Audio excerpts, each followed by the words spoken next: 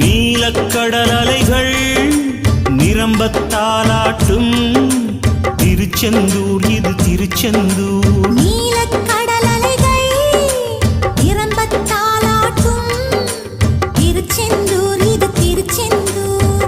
ஆழிப்பேரலை அடங்கி நடந்தது அது எந்தூர் இந்த திருச்செந்தூர். ஆழிப்பேரலை அடங்கி நடந்தது அது எந்தூர் இந்த திருச்செந்தூர்.